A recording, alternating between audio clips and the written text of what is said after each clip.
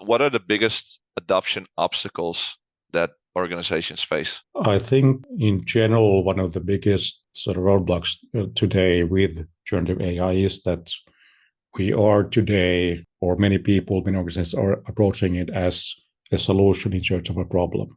So we kind of, what happened was that ChatGPT was that iPhone moment. So that kind of made everybody aware of like, okay, technology actually can do this. And from there became that sort of imperative that we have to also now kind of get with the times and start finding ways how we can inject AI into things we already do. And because of the kind of the way that especially the OpenAI's models have now been sort of commercialized via their partnership with Microsoft, they've become like available so quickly and so broadly that I don't think we're sort of like following now the playbook of the technology.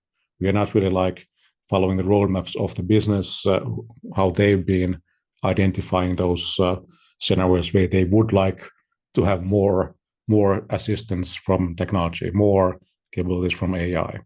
So it kind of happened backwards in that sense, and that to me I think is causing kind of like confusion, and of course a bit of like the inflated expectations in the market. So the fact that now, for example, Nvidia is just past Apple in market value as companies, so it tells you that these are, I mean, very strange times to be, and it's going to take probably a bit like you need to take a breather before we can then approach it in a similar problem solving fashion as we've done with, let's say, the Dynamics type of technology in the past 10 or 20 years. And so today, I think that's a challenge there is that the kind of Copilot may be seen a bit too much as a sort of a gimmick that you can then get into your tools. And so on the modern work side, there are, of course, the built-in features there, for example, for Teams meeting summarization and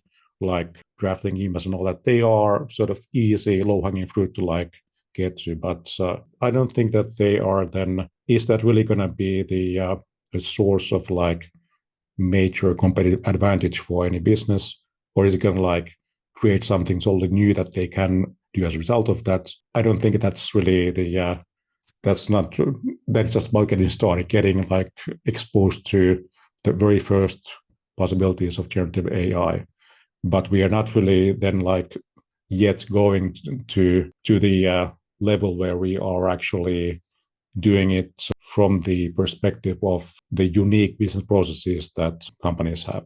I think we have an oversupply of the technology, and then we are missing a bit about the understanding, also references, experiences about where can AI work for real. Yeah. Do you think the introduction of Copilot is requiring a lot of companies to revisit their roadmap, to pause and see if they should revisit it and add in Copilot into their roadmap after taking stock of, okay, what is out there in IT capabilities? Well, the way I see Copilot is that it is, first of all, it's a Microsoft sort of invented and created brand like Office was, and they are very good at sort of democratizing tools and making them broadly available to everyone. It's part of their mission really to like make, first Bill Gates wanted to have a PC on every desk, and now then Satya wants to empower every individual on the planet to do more.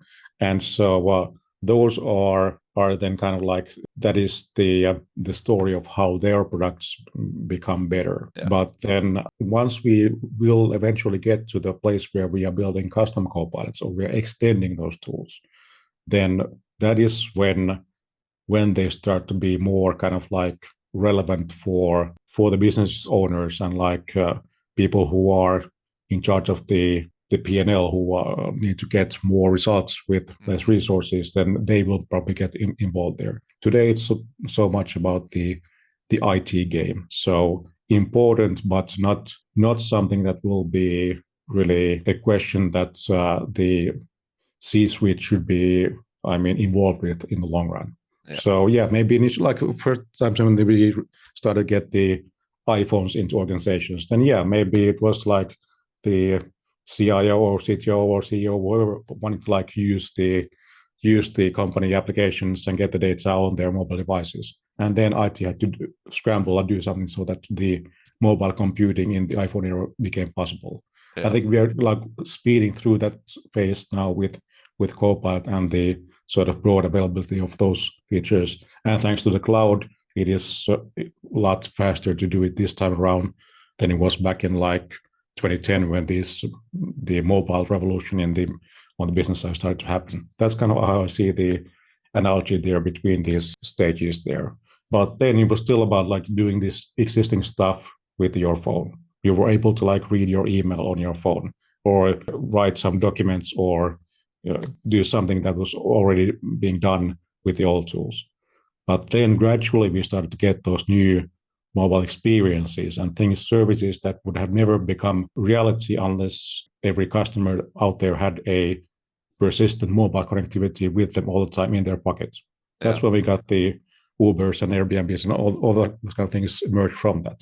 So we are probably still a bit further away from like the mainstream established businesses of like getting that kind of benefits from AI on a very, very fundamental level.